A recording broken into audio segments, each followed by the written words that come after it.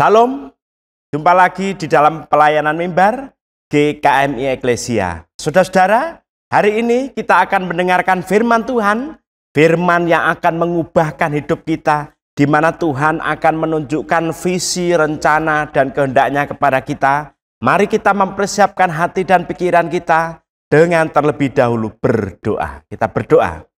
Tuhan, kami mengucap syukur untuk berkat-berkat Tuhan yang senantiasa mengiringi langkah hidup kami. Hari demi hari penyertaan-Mu sungguh kami rasakan Tuhan.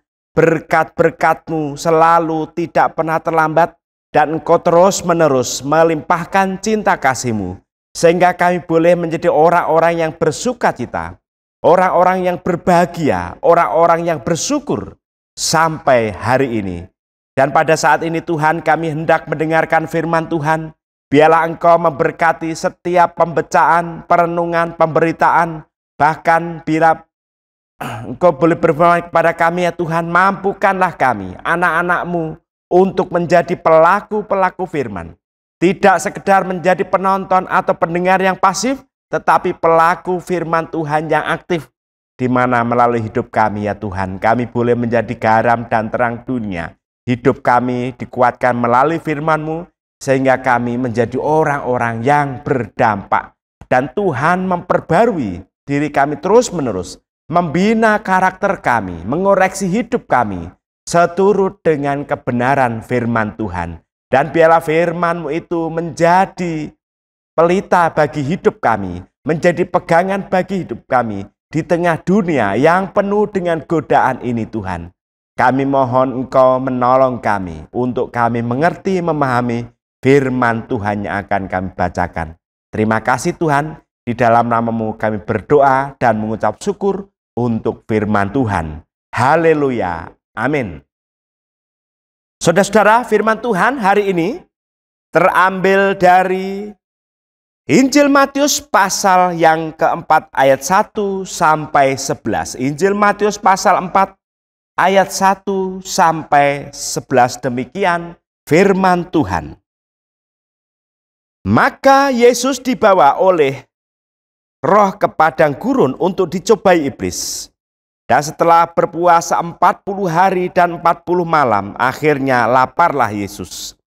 Lalu datanglah si pencoba itu dan berkata kepadanya, "Jika engkau anak Allah, perintahkanlah supaya batu-batu ini menjadi roti." Tetapi Yesus menjawab, "Ada tertulis, manusia hidup bukan dari roti saja, tetapi dari setiap firman yang keluar dari mulut Allah." Kemudian iblis membawanya ke kota suci dan menempatkan dia di atas bubungan bait Allah, lalu berkata kepadanya, "Jika engkau anak Allah, jatuhkanlah dirimu ke bawah, sebab ada tertulis, mengenai engkau ia akan memerintahkan malaikat-malaikatnya dan mereka akan menatang engkau di atas tangannya, supaya kakimu jangan terantuk kepada batu." Yesus berkata kepadanya, "Ada pula tertulis, janganlah engkau mencobai Tuhan Allahmu." Dan iblis membawanya pula ke atas gunung yang sangat tinggi dan memperlihatkan kepadanya semua kerajaan dunia dengan kemegahannya. Dan berkata kepadanya, "Semuanya itu akan kuberikan kepadamu jika engkau sujud menyembah aku." Maka berkatalah Yesus kepadanya, "Enyahlah iblis, sebab ada tertulis, engkau harus menyembah Tuhan Allahmu, dan hanya kepada Dia sajalah engkau berbakti." Lalu iblis meninggalkan dia, dan lihatlah malaikat-malaikat datang melayani Yesus. Saudara-saudara, sampai sedemikian jauh pembacaan firman Tuhan. Yang berbahagia ialah kita yang membaca, merenungkan terlebih lagi, melakukan firman Tuhan di dalam kehidupan sehari-hari secara nyata. Haleluya. Saudara, tema hari ini adalah hadapi cobaan dan godaan dengan iman. Hadapi cobaan dan godaan dengan iman. Saudara-saudara, hari Rabu yang lalu kita sebagai orang Kristen di seluruh dunia, baik itu Ortodok, Katolik, Ortodok Yunani, Mennonite, gereja-gereja Protestan pada umumnya, Lutheran, Calvinis, semua saudara, merayakan momen memasuki momen Paskah, yaitu masa Prapaskah yang ditandai dan diawali dengan Rabu Abu. Dan di sini kita mendapatkan sebuah penjelasan bahwa mari kita sebagai umat memasuki masa raya Prapaskah atau Lenten Liturgi itu, saudara-saudara, dengan merendahkan diri di hadapan Tuhan. Bahwa kita ini adalah orang yang rapuh. Kita adalah orang yang kadang jatuh bangun melawan godaan. Bahkan ada orang-orang yang tidak bisa bangun ketika menghadapi cobaan dan godaan. Nah, inilah pentingnya saudara-saudara, kita memasuki masa Prapaskah itu mempunyai pemahaman yang benar. Dengan segala pencapaian manusia, toh kita tetaplah manusia biasa, punya kerapuhan, punya keringkihan, fragile, dan akhir hidup kita seperti awal kehidupan itu hanyalah seperti debu dan abu. Oleh karena itu saudara-saudara, menghadapi cobaan dan godaan itu harus dilandaskan dengan iman, bukan berlandaskan kemampuan kita sendiri. Setidaknya Tuhan Yesus di sini melalui teks yang kita bacakan hari ini berbicara bahwa Yesus itu pribadi yang tidak steril dengan cobaan. Justru dalam segenap hidupnya, pelayanannya, saudara-saudara, Yesus itu erat kaitannya dengan pencobaan. Dia sering dicobai oleh iblis. Dia juga sering dicobai oleh golongan orang Farisi, dicobai orang ahli Taurat. Di golongan-golongan tentu dia sering dicobai. Tetapi Yesus di sini sudah memberikan sebuah teladan. Yesus dicobai, Yesus digoda, tetapi Yesus itu menang. Di sini kita perlu belajar tentang pribadi agung ini, yaitu Yesus Kristus, Tuhan dan Juru Selamat, yang Dia sudah menang di dalam cobaan dan godaan. Saudara, hari ini kita hidup di sebuah dunia yang menggoda. Biasa disebut sebagai the sexy world. Jadi sebuah dunia yang seksi. Dunia yang cantik, menarik, apik, menggoda. Tetapi saat bersamaan begitu jahat dan menghancurkan. Inilah yang mengakibatkan orang-orang Kristen itu sering jatuh dalam berbagai macam cobaan. Cobaan itu macam-macam, saudara-saudara. Godaan pun macam-macam. Sayangnya banyak orang Kristen yang imannya itu menjadi mundur lalu hancur. Ketika menghadapi cobaan dan godaan, kasihnya kepada Tuhan itu lama-lama menjadi tawar. Lalu imannya itu menjadi pudar. Seakan-akan menjalani kehidupan itu terasa hambar. Antara mengikut Yesus, tidak mengikut Yesus, rasanya kok sama. Di dalam relasi dengan Tuhan terasa hambar, saudara-saudara. Lalu seringkali kehidupan itu menjadi hancur. Hancurnya kehidupan itu bisa diawali dengan hancurnya iman. Hancurnya iman itu justru diawali ketika seseorang tidak bisa melawan, orang itu lemah. Orang itu minder, tidak punya kemampuan ketika cobaan dan godaan itu datang. Jelas kita pahami hari ini bahwa untuk memenangkan setiap cobaan, untuk memenangkan setiap godaan, kita membutuhkan iman. Iman yang teguh kepada Yesus Kristus, relasi erat dan lekat kepada Yesus, dan kita juga harus berpegang teguh kepada sabda kebenaran Injil. Saudara-saudara, kita juga mengucap syukur karena di banyak kasus, di dalam kesaksian-kesaksian anak Tuhan, banyak mereka adalah orang-orang yang pemenang. Mereka menjadi seorang pemenang ketika mereka menghadapi cobaan dan godaan. Mereka menjadi orang-orang Kristen yang menginspirasi. Mereka tidak sekedar ekor, tetapi mereka itu hero. Di mana mereka mampu bertarung melawan godaan dan cobaan dengan benar. Melalui penyertaan Tuhan yang luar biasa. Saudara-saudara, ada yang berhasil, ada yang terpuruk. Keterpurukan iman itu sekaligus, saudara-saudara, kadang-kadang dalam keterpurukan itu ada sebuah titik terdekat seseorang dengan Tuhan. Saya melihat banyak kasus ketika anak-anak Tuhan, mereka menghadapi masalah, ketika mereka menghadapi cobaan, ketika mereka sedang digoda, hidupnya itu diterpa, digocok dengan berbagai masalah, problematika yang sangat berat. Ketika mereka itu tekun berpegang kepada Tuhan, imannya itu benar-benar mendasar dan berakar dalam Kristus. Mereka menjadi pribadi-pribadi yang menang.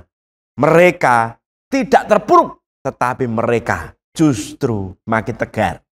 Saudara-saudara, kita harus mengawali bahwa di dalam hidup kita sebagai orang Kristen, kita tidak boleh punya pemahaman bahwa kita ini sekali percaya Tuhan Yesus steril dari masalah.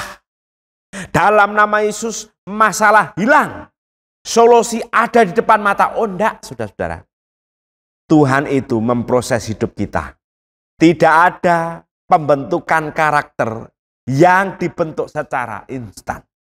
Tidak ada mengikut Kristus, pertumbuhan iman, pendewasaan iman yang terjadi karena instan. Tidak ada spiritualitas yang bertumbuh mengakar di dalam Kristus itu terbentuk hanya instan. Oh enggak. Semuanya membutuhkan proses. Di sini Tuhan Yesus memberikan contoh, saudara, bagaimana dia dicobai iblis itu. Di sini Tuhan Yesus 3 kali dicobai.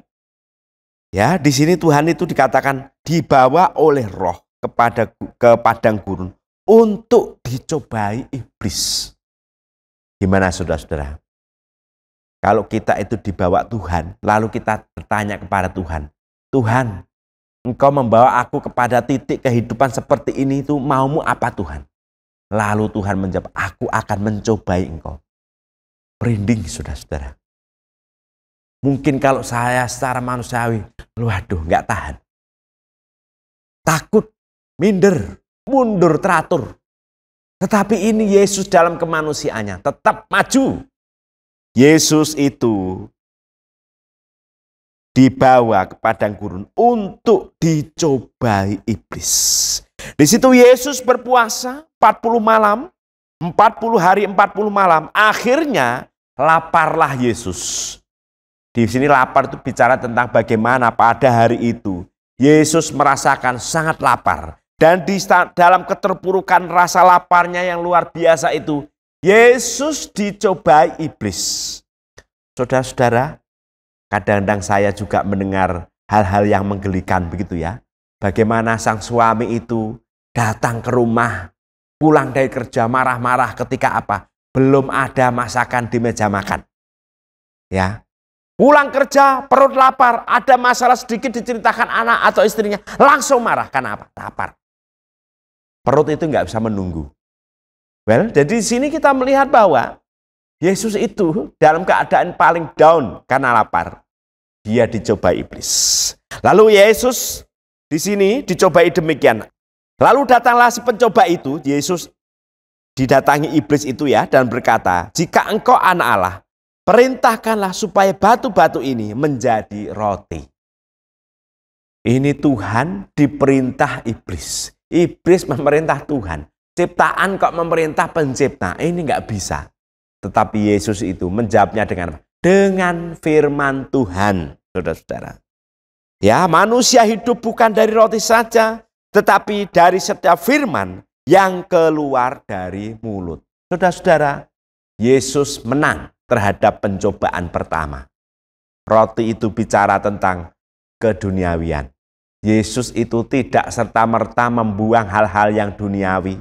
Makan, minum itu kebutuhan dan itu penting bagi kehidupan. Tetapi itu bukan yang terpenting. Tetapi di sini firman Tuhan itu juga yang membuat kehidupan manusia itu tidak sekedar kenyang, tetapi bersukacita dan bahagia. Saudara-saudara, harta melimpah, tetapi tanpa Tuhan, dunia itu seakan menjadi hampar. Yang kedua, Tuhan Yesus juga dibawa ke bubungan, ya. Ayat 5 dikatakan, jika engkau anak Allah, jatuhkanlah dirimu ke bawah. Sebab ada tertulis mengenai engkau, ia akan memerintahkan malaikat-malaikatnya, dan mereka akan menatang engkau di atas tangannya, supaya kakimu jangan terantuk kepada batu. Saudara-saudara, yang kedua, Tuhan Yesus tetap menjawabnya berdasarkan sabda firman Tuhan itu. Dan yang ketiga, saudara-saudara, Yesus itu dibawa kepada sebuah hubungan gitu ya. Dan iblis membawa pula ke atas gunung yang sangat tinggi dan memperlihatkan kepadanya semua kerajaan dunia dengan kemegahannya dan berkata kepadanya, semua itu akan kuberikan kepadamu jika engkau sujud menyembah aku. Saudara-saudara, ada banyak hal yang bisa kita peroleh melalui firman Tuhan ini. Perikop ini menceritakan bagaimana Yesus itu memenangkan sebuah pencobaan dengan cara apa? Dia berpegang kepada sabda. Dia berpegang kepada firman. Yesus ini juga menjadi teladan bagaimana kita sebagai orang Kristen mampu menghadapi setiap cobaan dan godaan itu. Tentunya dengan iman kepada Yesus, karena Yesus sudah memenangkan pencobaan itu. 3 kali Yesus itu dicobai, 3 kali pula Yesus itu tuntas memenangkan pencobaan itu. Dan iblis pun menyingkir. Saudara-saudara, apakah hari ini saudara merasa hidupmu dicobai? Apakah merasa hidupmu itu banyak godaan? Apakah saudara seakan-akan tidak kuat menanggung cobaan dan godaan? Saudara-saudara, pandanglah Yesus. Fokuslah kepada Yesus. Dia yang sudah memenangkan pencobaan itu. Dia yang sudah menebus dosa-dosa kita. Dia yang menyertai kita. Mintalah saat ini juga supaya Tuhan memberikan kekuatan iman kepada saudara untuk memenangkan setiap godaan dan cobaan itu. Saudara-saudara, godaan dan cobaan itu real. Apa saja bisa menjadi cobaan. Apa saja bisa menjadi godaan. Godaan itu tidak bicara tentang seksualitas. Oh enggak. Harta, hobi, ideologi, pemikiran, keyakinan, bahkan gereja, bahkan hamba Tuhan. Itu juga bisa menjadi godaan. Saudara-saudara, ada seseorang yang terlalu fanatik bagaimana dia menjadikan hamba Tuhannya itu menjadi sebuah cobaan bagi dirinya. Menjadi godaan bagi dirinya. Jadi apa-apa sedikit selalu ditanyakan kepada hamba Tuhannya. Apa-apa sedikit dikorbankan kepada hamba Tuhannya. Hamba Tuhannya itu khotbah di mana? Selalu diikuti, dicatat baik-baik, saudara-saudara. Lalu di mana dia mengadakan KKR, di mana sang hamba Tuhan itu khotbah, selalu hadir di situ. Masalah perjodohan, anaknya mau nikah. Sudah mau nikah nih saudara-saudara. Tetapi ketika ditanyakan kepada pendetanya, Pak Pendeta, apakah benar calon menantu saya itu benar-benar dari Tuhan atau tidak? Saudara-saudara, kalau Pak Pendeta itu ngomong, oh bukan.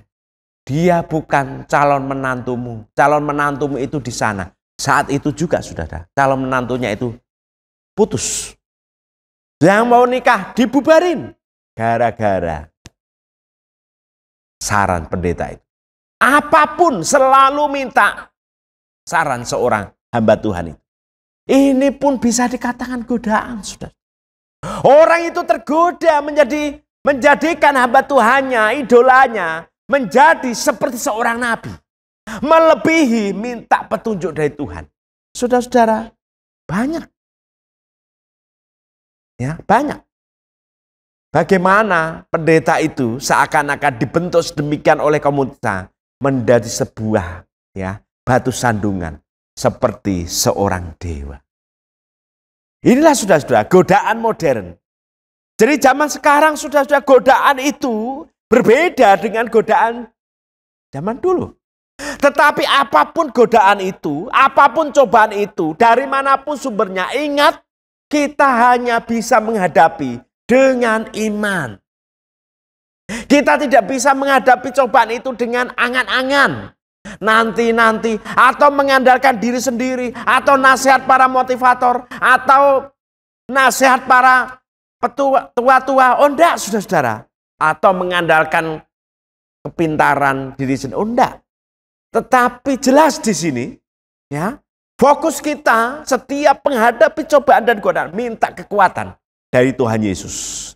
Dengan iman yang kuat berakar dalam di dalam Kristus, disitulah letak kekuatan kita untuk memenangkan setiap cobaan dan godaan. Banyak orang tidak berani menghadapi godaan dan cobaan. Banyak orang lari atau menjadikan banyak pelarian ketika mereka menghadapi godaan. Mereka justru banyak jatuh bangun menghadapi godaan. Tetapi orang yang beriman kepada Kristus ada sebuah harapan bahwa penyertaan Tuhan Yesus itu selalu ada di dalam setiap pencobaan yang kita alami. Saudara-saudara, mungkin saudara hari ini dikepung dengan cobaan dan godaan. Dan saudara menjerit kepada Tuhan. Doaku tidak pernah dijawab Tuhan. Sampai kapan cobaan dan godaan ini berakhir? Seakan-akan Tuhan itu tuli, tidak melihat, tidak memperhatikan aku. Tuhan itu jauh di sana, tetapi saya mau katakan di sini saudara, walaupun doa saudara belum dijawab Tuhan, sekalipun seakan saudara punya pikiran Tuhan itu jauh, tetapi saya mau katakan, kasih Yesus itu selalu ada buat saudara. Dan saudara dikuatkan sampai hari ini, di dalam proses untuk memenangkan cobaan dan godaan itu tentunya, kekuatannya berasal dari mana? Dari Tuhan Yesus. Bukan dari penunggu-penunggu, bukan dari dayang-dayang, bukan dari alam lain. Oh bukan. Tetapi dari Yesus Kristus. Saudara, zaman modern ini ada 3 godaan yang terbesar yang sering tidak disadari di dalam kehidupan orang Kristen. Yang pertama itu, saudara-saudara, it is the self. It is the I, it is the me, ya. It is the self, it is the I, it is the me. Saya. Ini ada sebuah ritual agama yang melenceng. Bagaimana orang hari-hari ini itu beribadah hanya untuk dirinya sendiri. Yang penting aku, self. Yang penting aku, I. Yang penting aku, me. Selfie. Ibadah selfie. Ya, dengar firman Tuhan, selfie. Setelah ibadah, selfie. Mau ibadah, selfie. Saudara-saudara, I. Selfie. Lalu di reels. Saudara-saudara, hal-hal seperti itu, kalau tidak diwaspadai, itu pun menjadi sebuah godaan yang menghancurkan. Siapa tahu kita itu jatuh dalam godaan. Tirulah Raja Daud. Ya, tirulah Raja Daud yang lemah lembut, yang langsung bertobat dan menyesali dosa-dosanya. Selama hidup di dunia, saudara-saudara, tentunya akan ada godaan dan cobaan. Sekali lagi, sekalipun kita sudah ditebus Yesus Kristus, sekalipun kita menjadi biji mata Tuhan, sekalipun kita ada orang-orang yang sangat dikasihi Tuhan Yesus, tetapi ingat, kehidupan itu tidak pernah steril dari godaan dan cobaan. Oleh karena itu, jangan pernah sekali-kali beranjak dari iman saudara. Kalau ada godaan dan cobaan, kita tahu jalan keluarnya. Kita harus rekat erat dengan Yesus sampai kita menjadi murid Kristus yang sejati. Saudara, menjadi murid Kristus yang sejati itu tidak sekedar baca Alkitab 3 menit sehari, datang ke gereja seminggu sekali. Lainnya itu kita terjun ke dalam dunia yang menggoda itu. Sebuah dunia yang cantik, menarik, apik, tetapi saat yang berjalan dunia yang jahat. Kita akan dihantam dengan derasnya. Ya, momen-momen yang ada dalam dunia digital menghujam pikiran kita, dan itu terekam menguasai pikiran kita. Kalau kita tidak kuat iman, kita akan hancur. Tetapi melalui mimbar hari ini, saya mau katakan, saudara di dalam Kristus, pasti mendapat kekuatan untuk melawan setiap godaan dan cobaan, dan tentunya dengan iman. Dan saudara pasti di dalam Kristus, saudara menjadi pemenang. Karena itu Tuhan Yesus memberkati kita, dan kita benar-benar memasuki masa raya Prapaskah ini dengan kekuatan dari Tuhan, dengan merendahkan diri di hadapan Tuhan. Amin.